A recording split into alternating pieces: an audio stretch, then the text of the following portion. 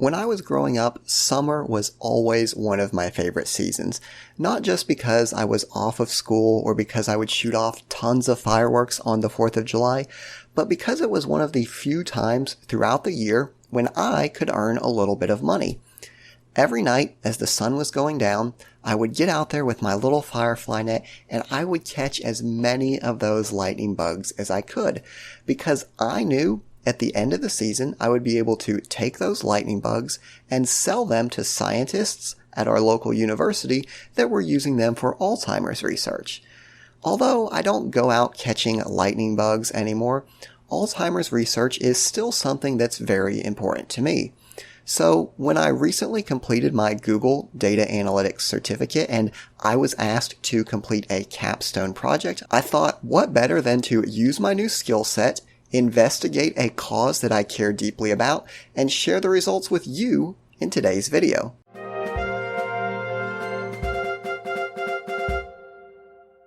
Hey everyone, and welcome back. I am the Part-Time Economist, and in today's video, I wanted to share my original presentation titled Dietary Trends and Dementia, in which I examine a possible relationship between Alzheimer's disease and diet. Now, I want to be very clear, I am not a doctor, I'm not even a scientific researcher. This is just a capstone project that I was doing for self-study for a Google Data Analytics certificate. So please don't take this as anything more than me sharing my completely unqualified opinion on the subject. With that being said, I do want to talk just a little bit about Alzheimer's and why it's important to me. So, Alzheimer's is the leading neurodegenerative disease. Not only is it the leading neurodegenerative disease, but it's also one of the top killers of all-cause mortality, ranking right up there with things like heart disease and cancer. Not only that, but the thing that is so terrifying about Alzheimer's to me is that it is an incurable disease. Cancer, heart disease, obviously those are not things you want to get, but at least if you get them, you know you have a little bit of a fighting chance. With Alzheimer's, there is no cure, which makes it especially scary, and we want to focus on preventing it if at all possible. Not only are there immense costs on the individuals and families that are affected by Alzheimer's, but there's also a massive economic burden, with the total burden estimated to be about $2.8 trillion, with this expected to grow to $16.9 trillion by 2050. And as bad as Alzheimer's is, it's only projected to get worse, with an estimated 367% increase in North Africa and a 357% increase in the Middle East in the coming years. So, just to drive home how much of an effect Alzheimer's has, I created this data visualization using a program known as Tableau. And what this does is it color codes each country a darker shade of red depending on how high their level of Alzheimer's is per 100,000 people in the population. So we can see places like the United States are about 35 cases per 100,000. We have Brazil at about 11. And of course, we've got Japan at around 6.3. So we see that there's a little bit of variation. Different countries seem to have a different level of Alzheimer's, and this might give us a potential clue as to maybe if they're having different rates of Alzheimer's, maybe they're doing something differently. Not only that, but we see that Alzheimer's rates vary not just across location, but across time as well. So if we go back to 1990, the United States has an Alzheimer's rate of about 7 per 100,000.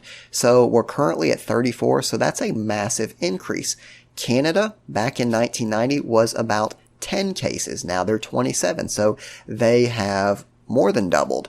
If we look at Brazil, back in 1990, they were at 0.56 cases. Now they're at 11, so almost a 20% or a 20 times doubling there.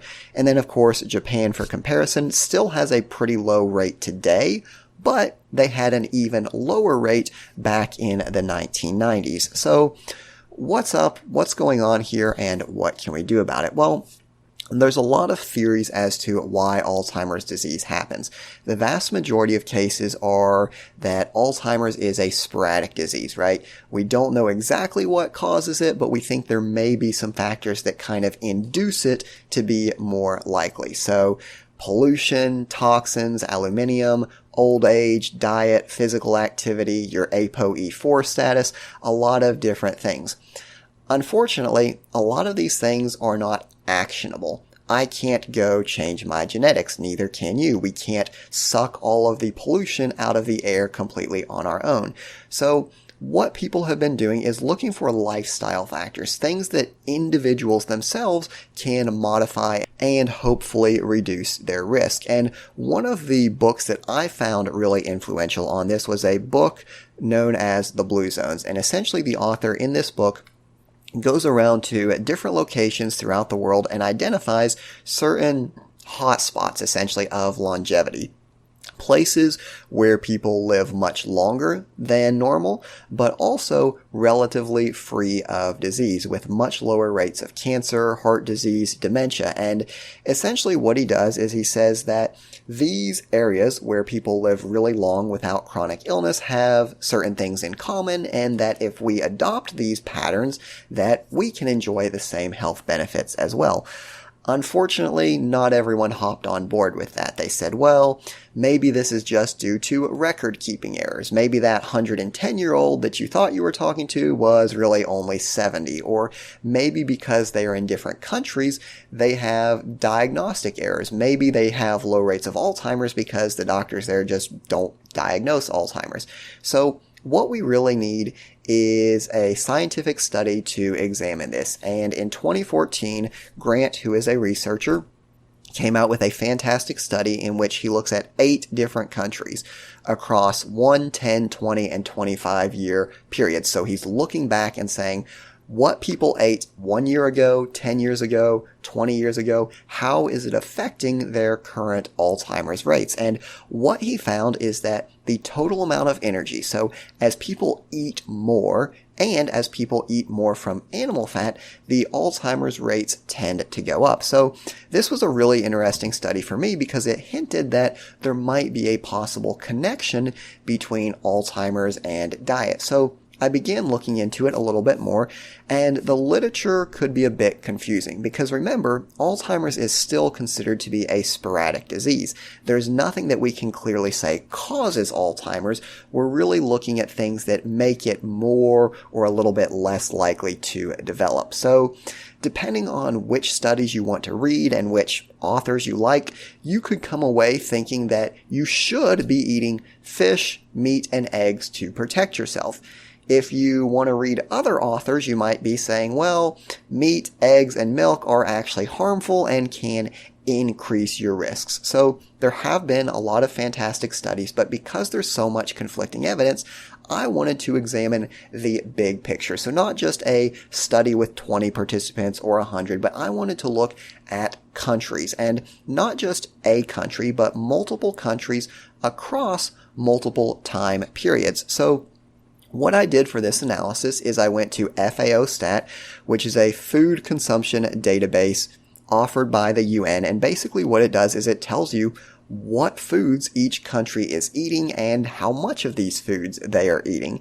So after that, I went to the WHO, which is the World Health Organization, and pulled Alzheimer's rates from multiple countries across multiple years. So this was really interesting to me because we're not just comparing Brazil to Russia to China to the United States, we're comparing these countries across time as well. So the unique thing about my analysis is I did something known as a panel data regression. And what a panel data regression analysis does is it accounts for within group variation. So if you remember back to the first slide when we were looking and we said, wow, the United States has a much higher Alzheimer's rate than a place like Japan, it might not be fair to compare the US to Japan. Maybe Japanese people have different genetics. Maybe they have a different cultural attitude towards aging or different physical activity habits. So in order to get the most accurate comparison, I did what's known as a panel data regression, but I use something known as fixed effects. And what this does is it treats each country as its own control. So we're comparing the United States in 1990 to United States in 1991, 1992, 1993. And what this does is it allows us to kind of discount some of the factors such as cultural differences, right? Because we're assuming that we don't need to compare Japan to the United States. We just need to compare Japan to Japan to Japan, US to US to US. So this allows us to kind of discount some of those things like different physical activity habits in different countries, different cultural attitudes, a lot of things that could impact the analysis. And then one last thing that I did to make this analysis as robust as possible is use the age-adjusted rate as the dependent variable. So we know that Alzheimer's gets more common as people age, so we don't want to penalize a country that has a longer life expectancy, and then we see that they have higher Alzheimer's. We're comparing these cases as the age-adjusted rate. And after we do all the analysis, after we do the regression, what we find is that there is a significant increase in risk for milk consumption, egg consumption, and calorie consumption. And I find this really interesting because the calorie consumption aligns with Grant's study that was conducted back in 2014. So we replicated that finding, which is something really important to the scientific method. It needs to be reproducible. And in this example, we do indeed see that what we found is consistent with what Grant found. Also, we found that fish and meat generally are associated with a decreased risk. So it's great to run a regression analysis and get some numbers and some output, but what does that actually mean in practical terms? Well, the purpose of my analysis isn't to come up with some new theory. It's first and foremost a Capstone data analysis project, but from a scientific perspective, we are looking at the big picture here. We're looking at countries, we're looking at macro data. So we're not going to change the course of Alzheimer's research, but what we are looking to do is see if my findings align with the existing literature and whether or not they might be able to provide a little bit of additional clarity where there seems to be some conflicts. So fish is something that is widely regarded as protective against basically any kind of dementia. Diets like the Mediterranean diet or the MIND diet, which is specifically developed to ward off dementia, those diets are very heavy on fish. So it was no surprise to me that fish was found to be neuroprotective. And we can speculate on why that might be. My guess is it's probably due to the omega-3 content. Interestingly, eggs were one of those things where I wasn't sure which way it was going to go because some studies say that choline, which is found in eggs, is a very important nutrient and that up to 90% of the US population is deficient in choline. So on the one hand, if you're deficient in choline, you start eating some of these eggs, maybe that is protective. But at the same time, eggs have a lot of saturated fat, cholesterol, things that are associated with negative cognitive outcomes. So at least in my study, it looked like eggs increased your risk. Now, keep in mind, this is a big macro picture study. Could it be that if you are choline deficient, eggs could be good at a lower consumption, but as you kind of top off that choline, or if you have choline from other sources, that they increase your risk? Again, with the data we have, we can't separate out those effects. The same thing with meat. Meat in this study was shown to be protective. I've seen other studies where, again, it is shown to be protective, and I've also seen studies where they say, no, the saturated fat, it increases your risk. So it comes down to a lot of things. I don't know if this is meat that was processed meat or unprocessed meat, right? Because again, the scientific studies, they do seem to be indicating that there's a difference on the health outcomes between processed meat and unprocessed. Again, that's a limitation of this study. We are working with big macroeconomic data here. Meat, doesn't matter what category, meat as a whole. Is it protective or does it increase your risk? And of course, in this study, it did appear to be protective. So moving on to milk, there's only been a few studies that I analyzed with regard to this, most of them showing that it increases the risk. So the finding that milk is associated with increased risk in my study aligns very well with the existing consensus. And then lastly, coming to calories, as I mentioned in the beginning, Grant's 2014 study, basically saying that calories increase your risk for Alzheimer's, again, on a population level. That finding was replicated in my research as well. So just to sum everything up, again, I want to be clear, this is a data analysis project. It's not medical advice by any stretch, but imagining myself as a scientist, imagining that this was a real research project that I was doing, my takeaway from this would be that the research that I conducted very much aligns with the existing consensus, right? So finding that fish is protective, that aligns with the consensus. And again, finding that calories are associated with risk, again, that aligns with the existing literature. Some of the things that are a little bit more up in the air, such as eggs, meat, milk, again, I think there's definitely more research that needs to be done there, but at least based on my analysis, it seems that most of the stuff that you read about is supported by country level macro data. So as always, I do appreciate you watching the video. I hope you found it useful, and I'll see you next time.